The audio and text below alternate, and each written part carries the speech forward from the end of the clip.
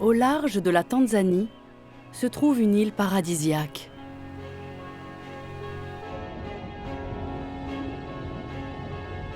Ses eaux sont ornées de jardins de corail et son sol est recouvert de mangroves. Ses habitats abritent une faune très variée.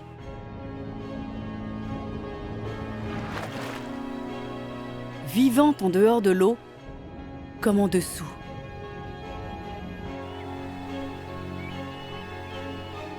Et à certaines périodes de l'année, une mystérieuse créature émerge des profondeurs pour venir se nourrir dans ces eaux très riches. Bienvenue sur l'île de Mafia.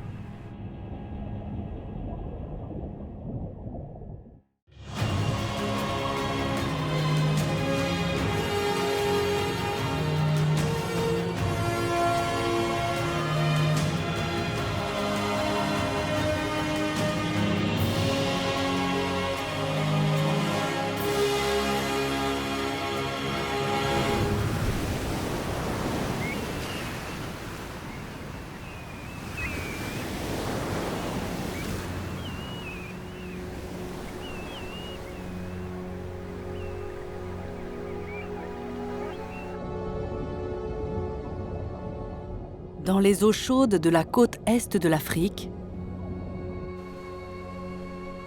un pèlerin de l'océan, aussi ancien que mystérieux, approche de la surface.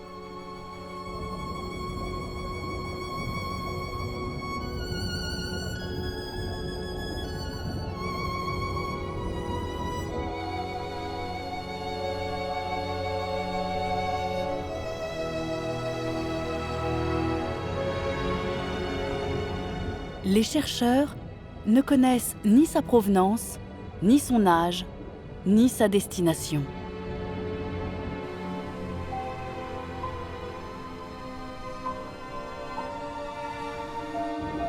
Cette créature n'émerge à la surface que de manière furtive avant de disparaître à nouveau.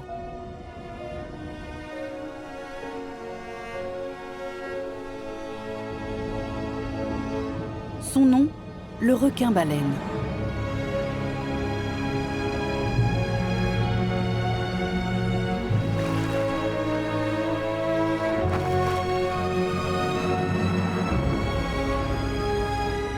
Avec ses 20 tonnes, il s'agit du plus gros poisson de la planète.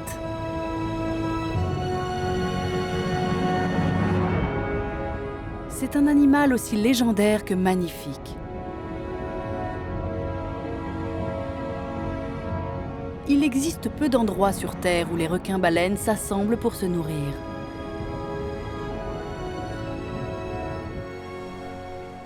L'une de ces zones se trouve dans les eaux qui séparent la côte tanzanienne d'une petite île du nom de Mafia.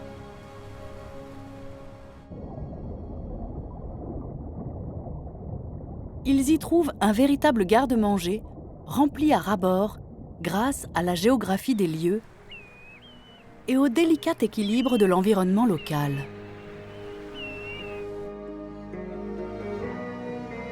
Longue de seulement 50 km, Mafia n'est qu'un petit point sur l'océan.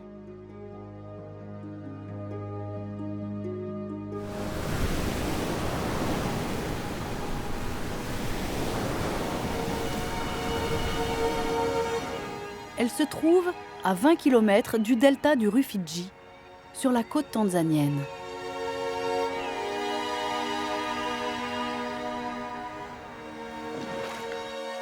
Le bassin de ce grand fleuve recouvre près de 20% de la Tanzanie et ses eaux sont très riches en éléments nutritifs qu'elle charrie jusqu'à l'océan. Un courant marin venant du sud pousse ces nutriments vers le nord.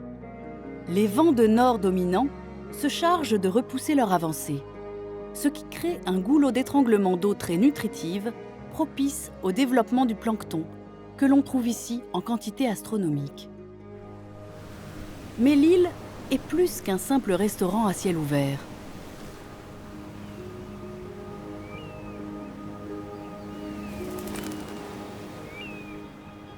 Elle offre les conditions nécessaires à l'épanouissement d'habitats variés.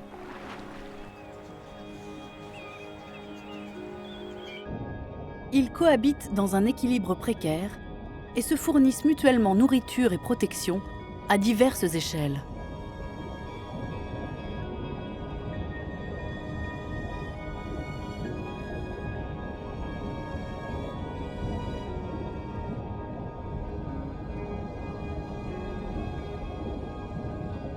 Des plus petites formes de vie à des environnements complets, tout ce petit monde vit en symbiose.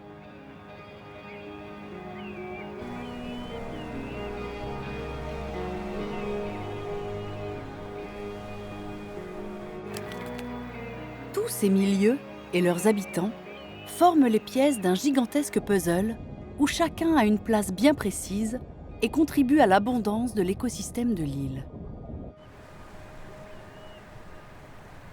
Une fois par mois, à l'arrivée de la pleine lune, la dernière pièce se met en place. L'alignement du Soleil, de la Lune et de la Terre entraîne d'énormes variations de marée. C'est ce qu'on appelle une marée de vive eau. Ce mouvement entre les points les plus hauts et les plus bas de l'océan permet de remélanger les eaux en leur apportant encore plus d'éléments nutritifs. Beaucoup des espèces marines de la région en profitent pour pondre leurs œufs.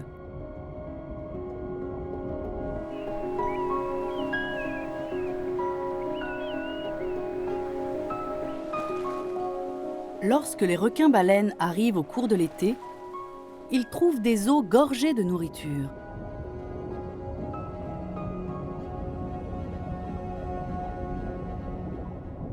Pour ces créatures, rares et énigmatiques, l'île offre des bienfaits uniques en leur genre, qui les poussent à monter jusqu'à la surface pour se nourrir.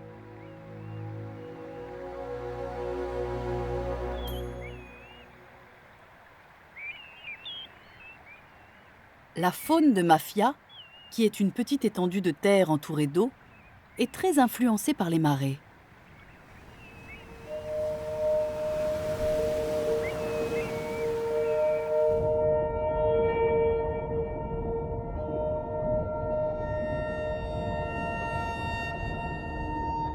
La méduse ne fait pas exception.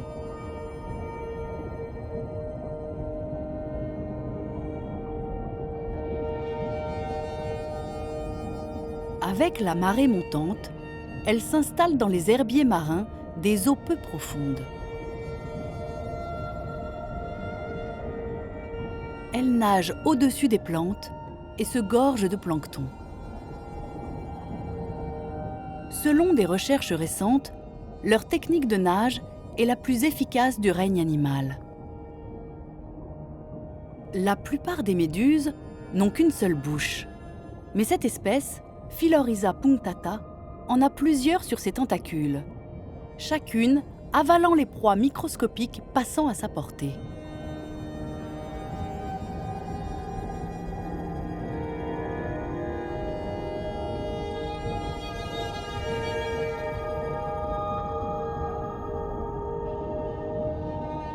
Tandis que les méduses arpentent les eaux, d'autres animaux attendent que le plancton vienne à eux.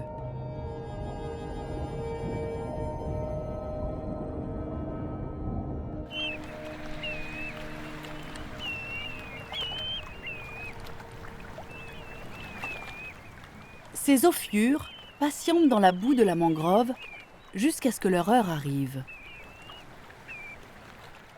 La marée, qui vient inonder leur environnement, leur permet de passer à l'action et d'attraper à l'aide de leurs bras le plancton qui flotte dans l'eau montante.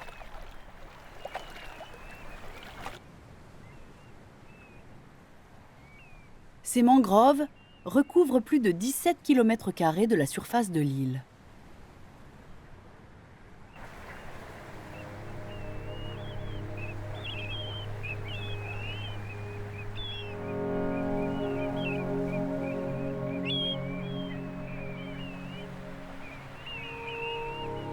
À marée haute, la mer les inonde complètement, puis se retire à marée basse. Ces arbres sont conçus pour pousser dans cet environnement binaire et tolèrent des quantités de sel qui seraient mortelles pour la plupart des autres plantes.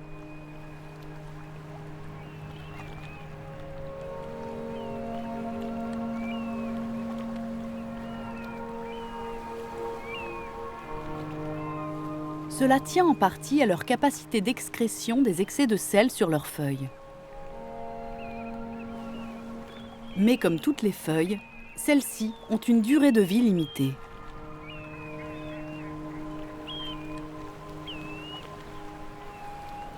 Lorsqu'elles meurent, elles tombent directement dans l'océan et ajoutent des nutriments à l'eau à mesure qu'elle se décompose. Ces nutriments permettent à leur tour le développement du plancton, l'élément de base de la chaîne alimentaire marine et l'aliment de prédilection de nombreuses espèces. Mais l'influence de la mangrove dépasse ce simple recyclage nutritif.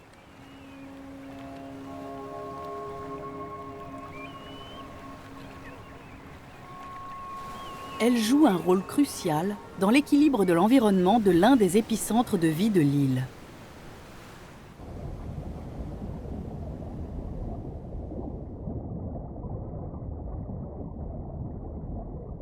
Mafia est réputée pour la splendeur de ses récifs coralliens. La lumière du soleil est indispensable à leur photosynthèse. La clarté de l'eau est donc un facteur essentiel. La mangrove emprisonne les sédiments des rivières de l'île, empêchant l'eau côtière de devenir trouble.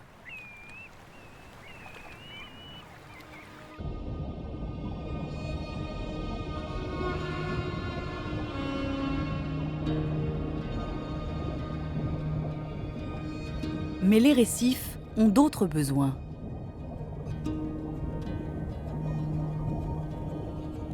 Ils doivent être situés assez près de la surface pour que la lumière du soleil les atteigne, et ce, dans une eau entre 20 et 32 degrés. Eau chaude et soleil tropical, telles sont les conditions optimales pour que le corail s'épanouisse à Mafia. Et qui dit corail, dit poisson.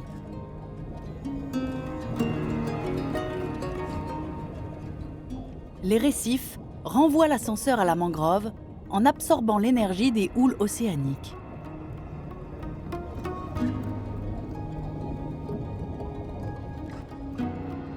Ils assurent le calme des eaux côtières et protègent la végétation de la mangrove de la violence des vagues.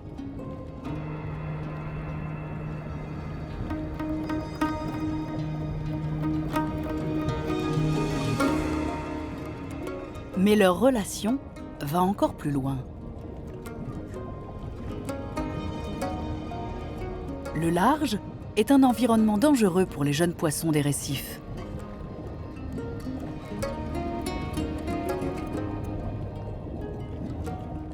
La mangrove leur offre un environnement sûr grâce à ses racines complexes appelées pneumatophores.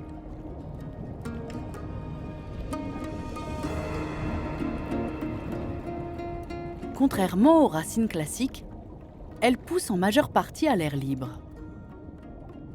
Cette particularité permet à la mangrove de ne pas suffoquer dans la boue pauvre en oxygène lorsque la marée descend. Elle stocke également de l'air dans des poches spéciales grâce auxquelles l'arbre peut respirer pendant les périodes de submersion. Ces racines forment des labyrinthes trop exigus pour les grands prédateurs. Les jeunes poissons y trouvent à la fois sécurité et nourriture à foison dans les eaux riches.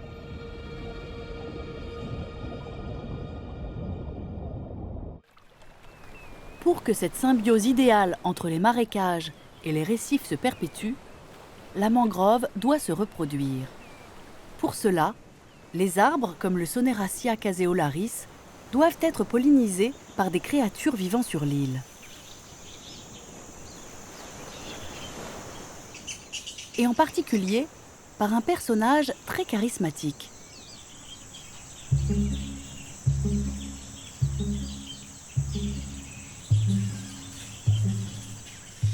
La roussette des Seychelles compte parmi les rares mammifères sauvages de l'île. Appelée aussi renard volant, elle est présente dans la plupart des îles tropicales de l'océan Indien. Elle peut parcourir des centaines de kilomètres en haute mer pour coloniser de nouvelles terres.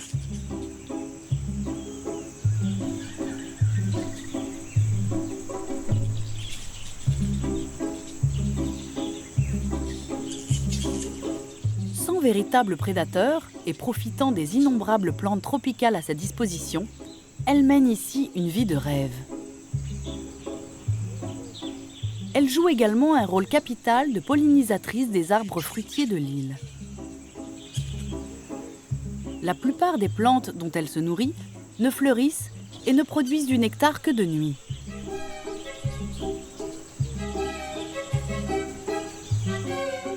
Elle passe donc ses journées accrochée aux arbres en grande colonie.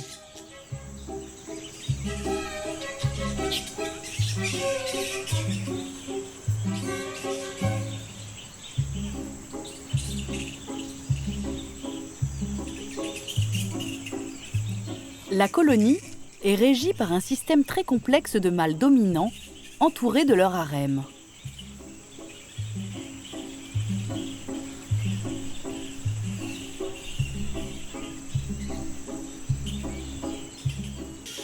La moindre infraction peut se payer par une sévère réprimande de la part des mâles adultes.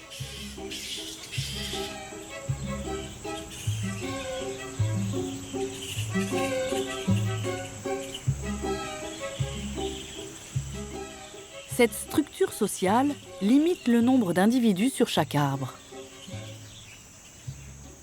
La couverture forestière de l'île est importante, mais seuls quelques arbres ont les caractéristiques requises pour faire office de perchoir.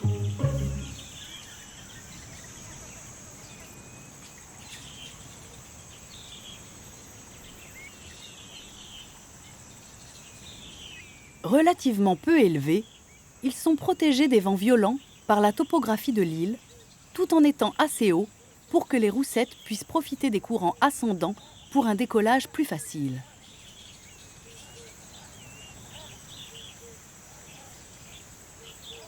Comme les perchoirs sont relativement rares, la population de roussettes de l'île est donc limitée par le peu d'espace disponible. Elles sont néanmoins assez nombreuses pour remplir leur rôle crucial de pollinisatrices. Par sa contribution à la bonne santé de la mangrove, la roussette apporte un bienfait indirect à l'environnement le plus densément peuplé de l'île.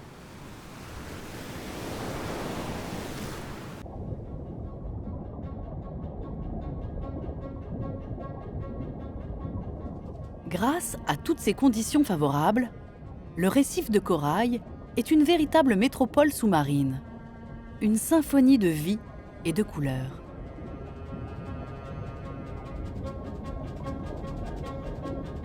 On y a identifié plus de 460 espèces de poissons, ainsi que 52 espèces de coraux durs.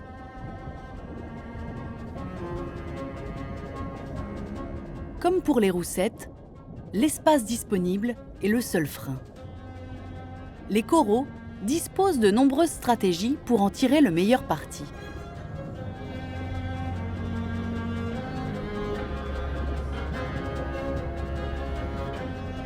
Certains poussent horizontalement en large plateau pour coloniser le plus d'espace possible.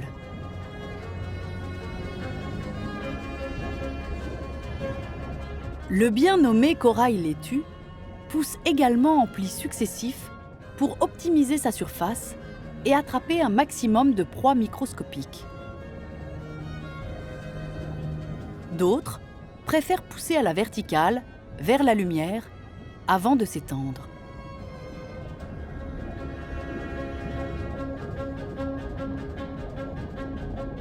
Le corail corne de cerf en est l'un des exemples les plus accomplis. Peu de ses rivaux poussent aussi vite que lui.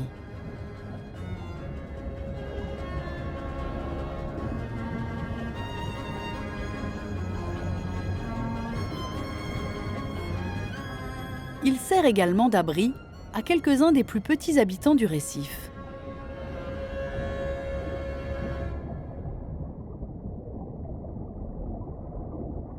Plutôt que de se cacher, le Cantigaster à sel utilise une arme redoutable contre les prédateurs, sa peau recouverte de mucus toxique.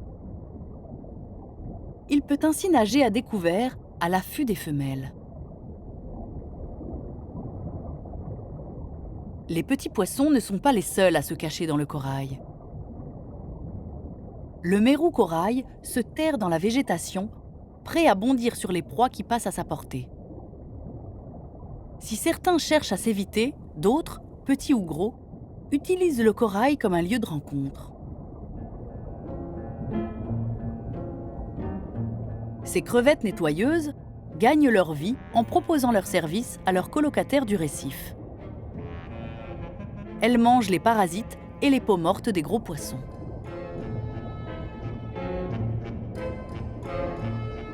C'est ainsi qu'elles se nourrissent, comptant pour cela sur l'interaction du récif.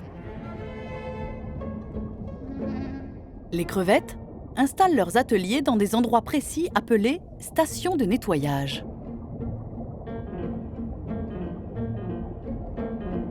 Elles agitent leurs longues antennes pour signaler leur présence.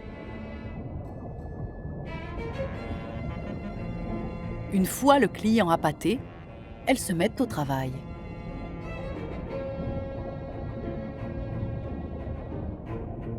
L'un de leurs usagers les plus fidèles est lui aussi un résident permanent du récif. On ne rencontre que rarement des murènes en haute mer.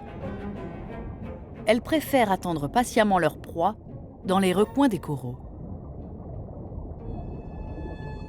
Leurs mâchoires invertébrées, assez puissantes pour trancher un doigt, ne font qu'une bouchée des crustacés les plus fragiles.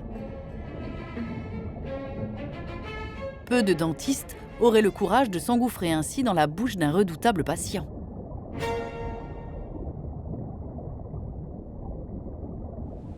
La crevette offre ses services aux particuliers, mais un autre animal œuvre pour la régulation de tout le système corallien.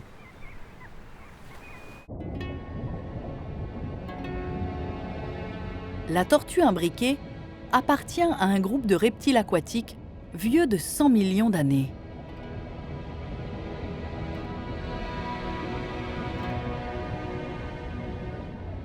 Cette tortue est la seule créature marine dont le régime ne comporte presque exclusivement que des éponges. Elle y accède grâce à son bec pointu et étroit, idéal pour pénétrer dans les moindres recoins du récif. En éliminant les éponges, elle permet aux petits poissons d'accéder à plus de nourriture et de cachette.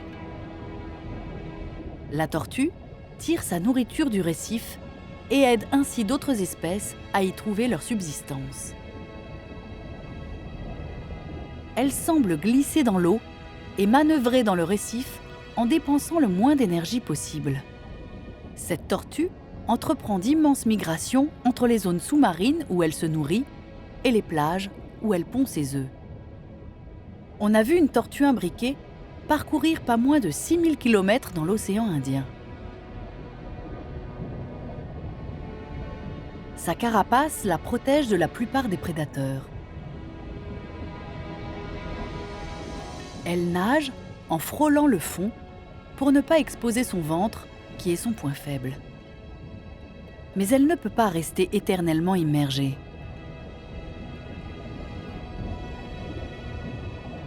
Au bout de quelques minutes, elle doit remonter à la surface pour respirer. C'est là qu'elle est la plus vulnérable. Elle prend de rapides et puissantes bouffées d'air frais pour minimiser le temps passé à la surface. Et elle repart aussitôt retrouver la sécurité du récif. Mais même au fond de l'eau, l'impact de l'homme se fait parfois sentir.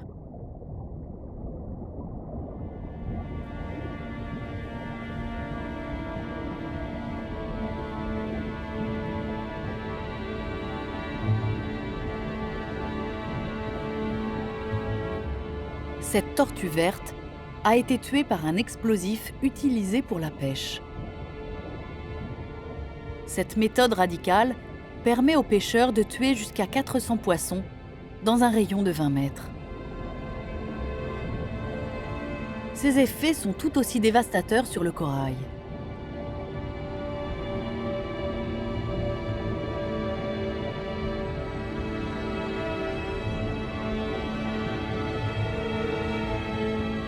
Ces vieux cratères ont été creusés par la dynamite des pêcheurs. Les cicatrices causées par l'homme mettront des années à disparaître. La pêche à l'explosif est aujourd'hui illégale dans les eaux de Mafia, qui font partie d'une aire marine protégée de 822 km². Il s'agit de la plus vaste zone protégée de tout l'océan Indien. Elle a été mise en place pour assurer la pérennité et la bonne santé du récif.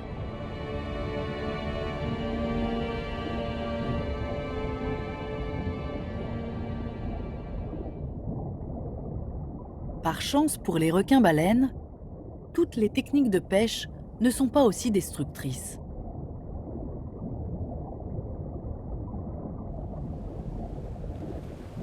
La population humaine de Mafia dépend du même environnement que le requin-baleine pour trouver sa subsistance. Lorsque l'homme part pêcher en haute mer, ces deux mondes se croisent. Dès que le soleil illumine l'horizon, les bateaux de pêche quittent les ports. La pêche est l'une des activités principales de l'île. Les habitants de Mafia y sont particulièrement habiles. Dès qu'ils arrivent sur la zone ciblée, les pêcheurs se jettent à l'eau. À l'aide de gigantesques filets, ils entourent leurs prises et les emprisonnent.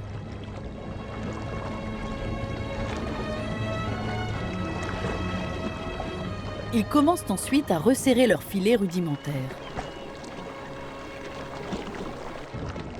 Ces hommes, qui pêchent depuis l'enfance, sont aussi à l'aise sur l'eau qu'en dessous.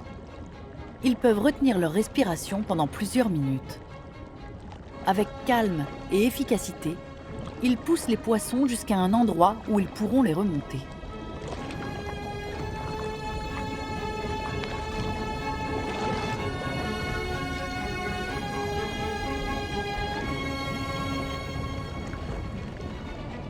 Mais il y a autre chose dans le filet. Les pêcheurs ont attrapé 2 requins-baleines.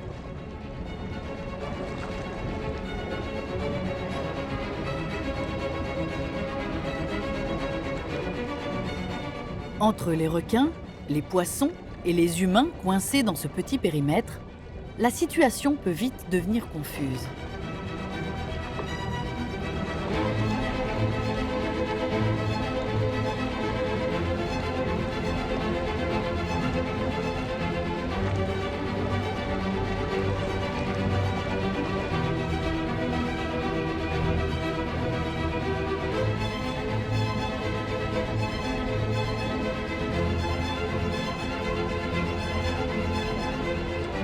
Mais le tumulte est de courte durée. Les pêcheurs aident rapidement les géants à sortir de leur filet.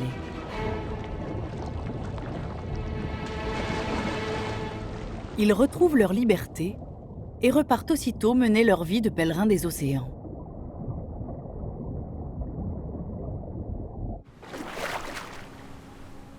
Ces créatures sont nimbées d'un mystère impénétrable.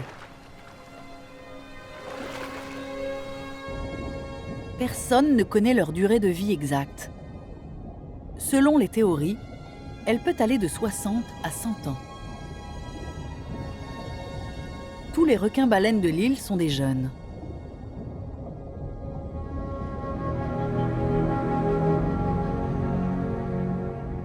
Aux alentours de 30 ans, ils disparaissent. Personne ne sait où ils vont. Les requins-baleines que l'on aperçoit dans l'océan sont très majoritairement des mâles. La science n'apporte aucune réponse définitive à ce sujet.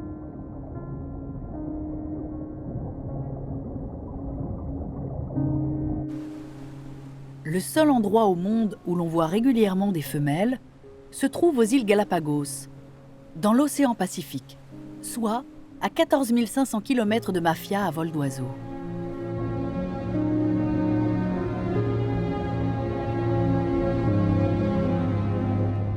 pense que les femelles mettent bas quelque part au beau milieu de l'océan Pacifique.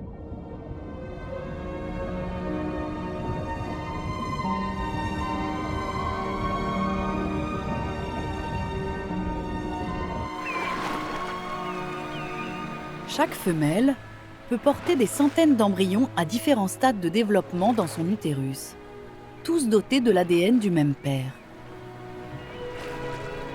Les chercheurs en concluent que les femelles peuvent stocker le sperme des mâles et fertiliser elles-mêmes leurs ovules à mesure qu'elles les produisent.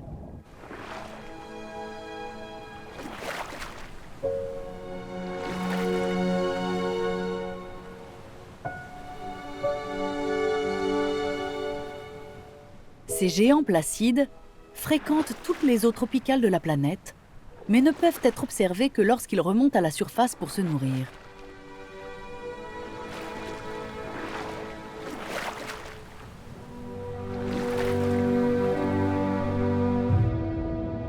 Au large de l'Arabie saoudite, on a enregistré des plongées à 1300 mètres de profondeur chez des spécimens marqués. Leurs mouvements semblent dictés par la circulation des sources de nourriture.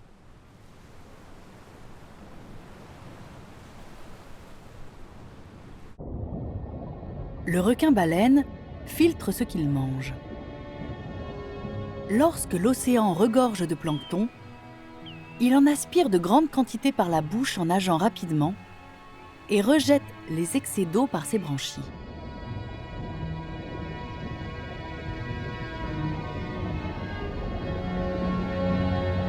Pour que cette technique soit efficace, le requin-baleine a besoin de populations très denses de plancton.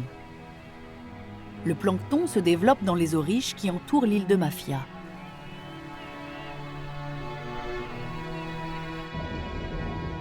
L'arrivée de la pleine lune donnera un coup de pouce supplémentaire à la nourriture du requin-baleine.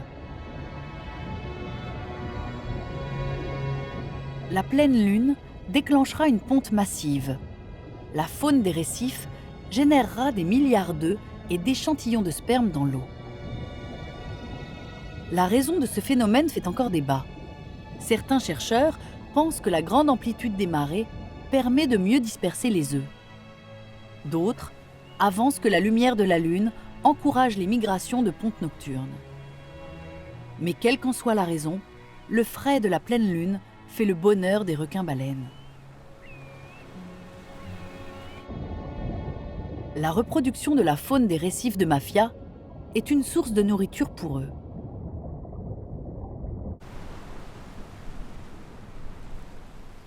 Mais pour qu'ils reviennent, année après année, toutes les pièces du puzzle de cet environnement complexe doivent être en place et remplir leur rôle. Pour que les roussettes assurent la pérennité de leur colonie, elles doivent profiter d'une saison des amours très courte, s'étendant d'avril à juin.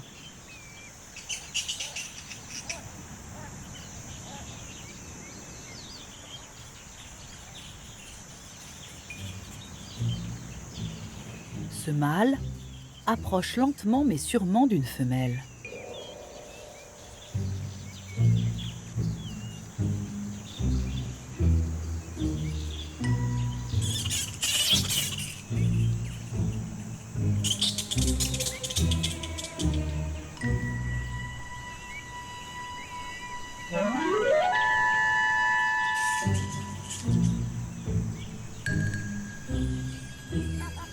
La belle se retourne vers lui.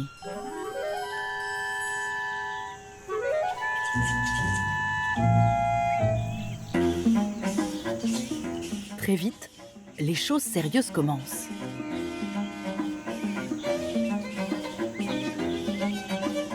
Chez cette espèce, le rapport sexuel, fait de morsures et de jeux agressifs, peut durer plusieurs minutes. Les conditions d'accouplement ne sont pas simples.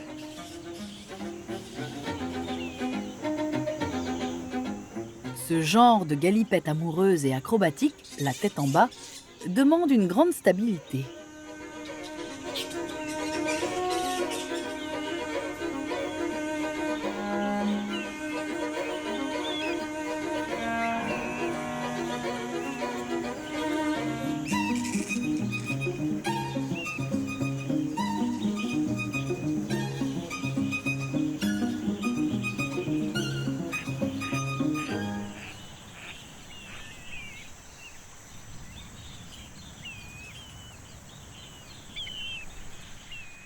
contrairement aux poissons, dont les œufs se comptent par milliards, la roussette ne donne naissance qu'à un seul petit parent.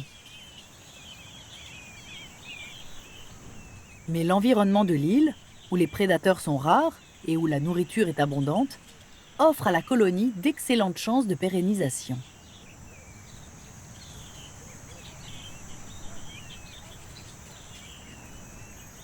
Alors que la nuit approche, les roussettes quittent leur arbre pour aller se nourrir sous la lueur de la pleine lune.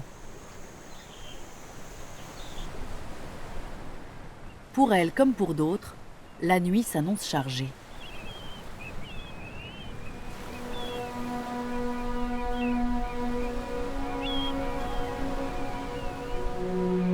Le crabe fantôme profite lui aussi de ces longues heures lumineuses pour chasser.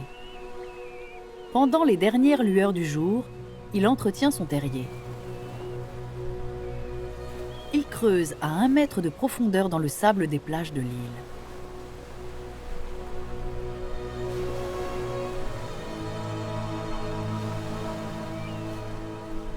Fait curieux, alors que les femelles évacuent leur sable au hasard, les mâles, eux, bâtissent des piles très ordonnées.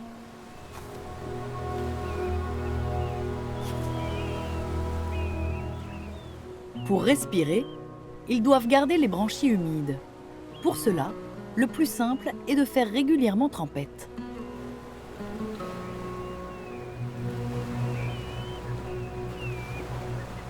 Ce soir, la marée s'annonce au plus bas, ce qui donnera aux crabes un vaste territoire où trouver de quoi se nourrir.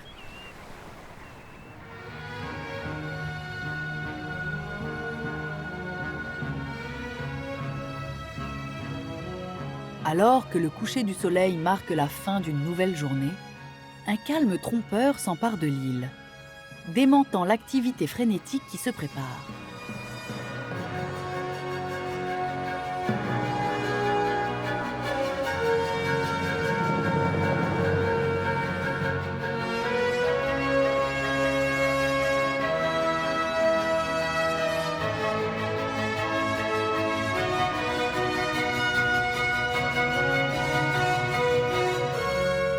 Dans cette nuit au ciel clair, l'île est baignée de la lumière aveuglante de la pleine lune.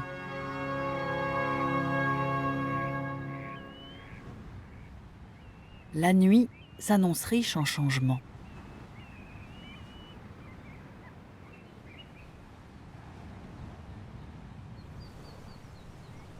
Le lendemain matin est un jour particulier pour les crabes fantômes femelles.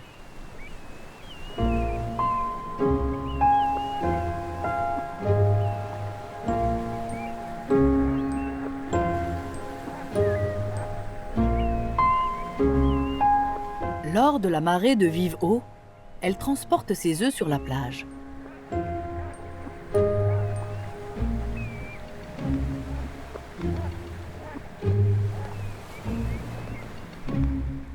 Elle attend ce jour depuis longtemps pour déposer son précieux chargement.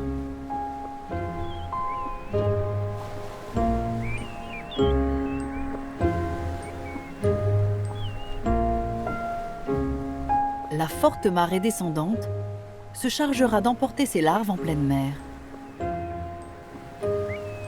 Elles dériveront pendant 4 à 6 semaines, puis les survivantes reviendront sur la plage.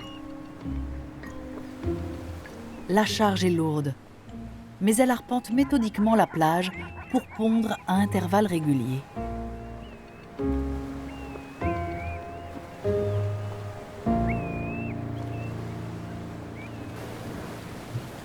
Au fil des heures, la marée s'inverse et l'eau se retire, dévoilant la terre à son point le plus bas. La mangrove se retrouve desséchée.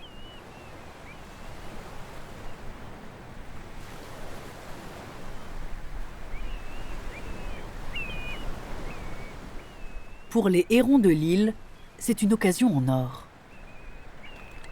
La rapidité de la marée de vive eau prend au piège de nombreux poissons qui s'étaient réfugiés dans la mangrove et qui ne peuvent plus repartir en mer. Les hérons s'en rendent vite compte.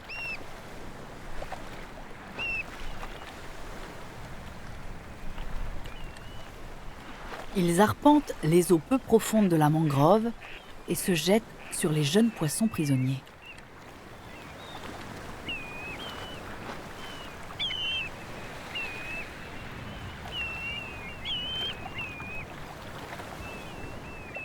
Ce repas gratuit et impromptu est une belle aubaine pour les hérons. Mais il n'est rien à côté du véritable festin du jour.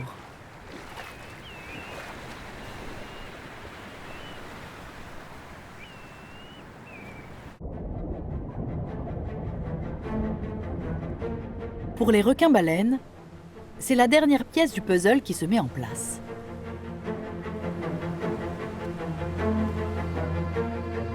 La marée de vive eau et la pleine lune ont asséché la mangrove, enrichissant les eaux côtières et alimentant la croissance du plancton.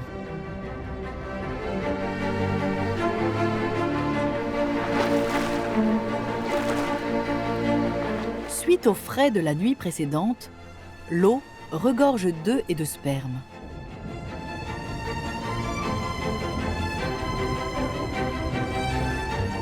Les requins-baleines ouvrent grand la bouche pour tout avaler.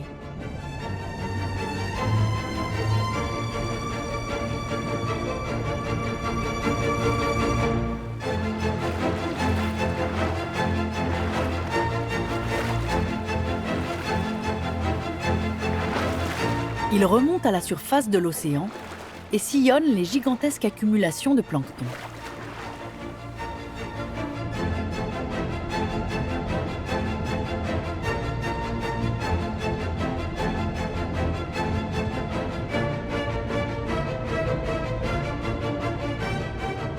Malgré leur taille, ils manœuvrent avec grâce dans l'eau cristalline.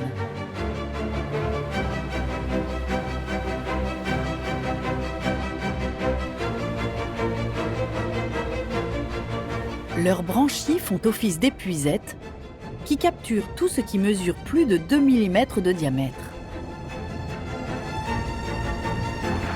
L'eau est ensuite rejetée et ils n'ont plus qu'à avaler ces minuscules organismes.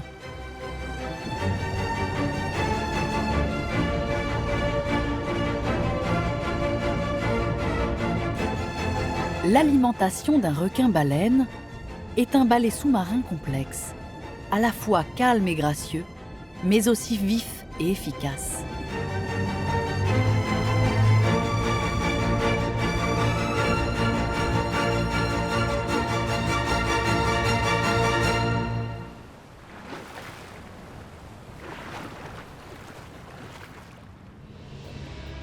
L'écosystème de l'île de Mafia est une arène hyper productive débordant de vie.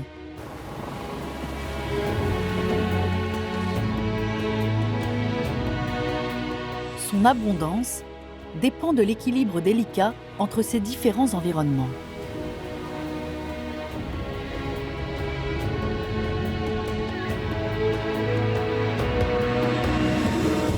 Les forêts, les récifs et les marais dépendent tous les uns des autres.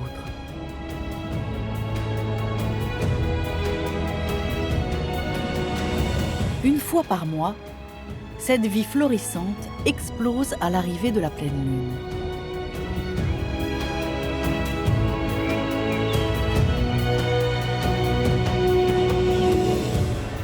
Pour les requins-baleines, ce festin est le seul événement pour lequel ils quittent le fond de l'océan.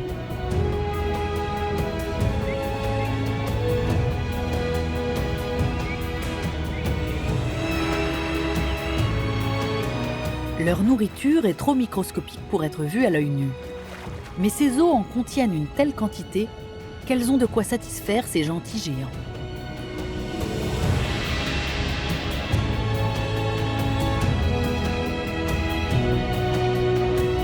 Ils profitent de l'abondance d'un monde baigné du soleil tropical.